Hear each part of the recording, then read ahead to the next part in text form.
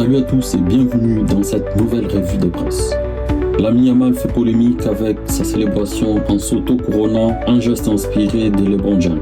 Critiqué pour son audace, il a pourtant reçu le soutien de Luis de la Fuente et Marcelo Bielsa. Pour son sélectionneur, ce n'est pas une couronne, mais plutôt un chapeau de magicien. Déjà vu comme le nouveau leader du Barça, le numéro 10 enchaîne des performances marquantes en club comme en sélection.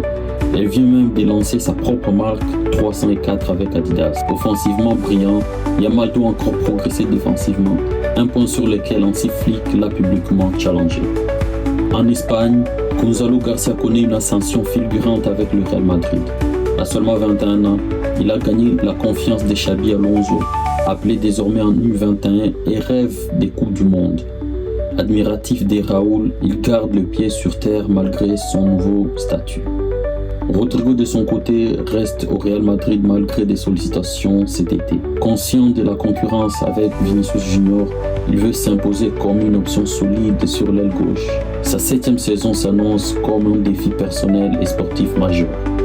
À Buenos Aires, l'émotion est totale. Ce soir pourrait être le dernier match officiel de Lionel Messi avec l'Argentine. Déjà qualifié pour la Coupe du Monde 2026, la Bicéleste affronte le Venezuela, mais tous les regards seront tournés vers le crack de Rosario. Du côté des Bleus, Didier Deschamps alerte sur les rythmes effrénés imposés aux joueurs. Fatigue physique, mentale, rassemblement condensé. Les sélectionneurs avouent ne pas avoir le temps de tout mettre en place comme ils le souhaiteraient, à un an seulement de la Coupe du Monde 2026. Avec un calendrier chargé et des préparations réduites, les joueurs doivent constamment s'adapter. Deschamps insiste sur la fraîcheur physique comme élément fondamental en sélection. Le 4-2-3-1 reste son système privilégié pour équilibrer l'équipe et encaisser moins de buts. L'arrivée de Michael Olise et d'autres options offensives permet de renforcer l'animation tout en conservant la solidité défensive. On pourrait observer ce système dès aujourd'hui contre l'Ukraine.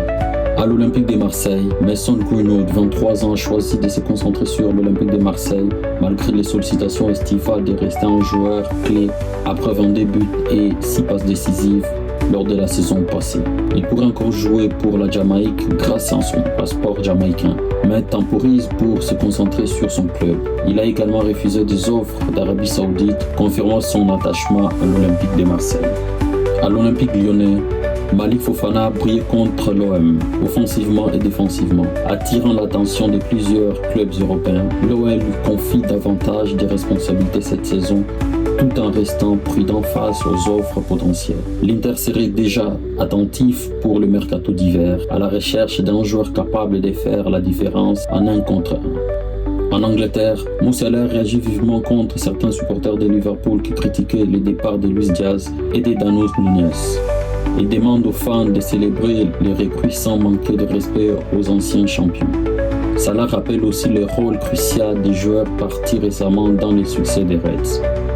Après avoir été blanchi des accusations de matchs truqués, Lucas Paqueta poursuit la fédération anglaise pour obtenir réparation suite à l'échec de son transfert à Manchester City, qu'il estime lié à cette affaire.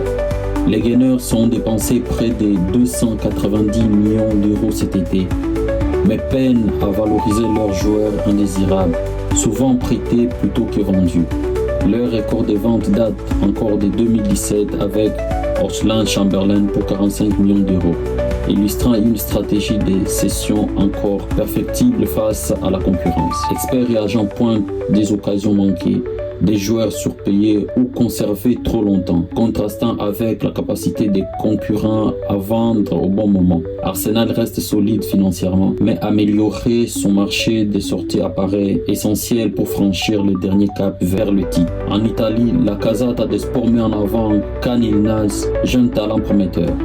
Depuis ses débuts en Serie A et en Ligue des Champions, il s'illustre par ses passes décisives et ses premiers buts. Malgré un salaire encore modeste, la Juventus souhaite prolonger son contrat et le positionner comme pilier du projet turinois, avec la possibilité de les voir devenir vice-capitaine dès le début de la saison. En France, Benjamin Pavard rejoint l'Olympique de Marseille avec une option d'achat de 15 millions d'euros. Son expérience renforcera la défense aux côtés de Ziyech Wigger. L'Inter privilégie désormais les jeunes Yacine Bissek, Emmanuel Akanji, sécurisant l'avenir tout en optimisant sa stratégie des reventes. Pavard, bientôt 30 ans, voit sa valeur marchande diminuer et son comportement aurait influencé la décision de l'Inter. Marseille réalise un coup notable, tandis que l'Inter sécurise un joueur expérimenté pour stabiliser sa défense.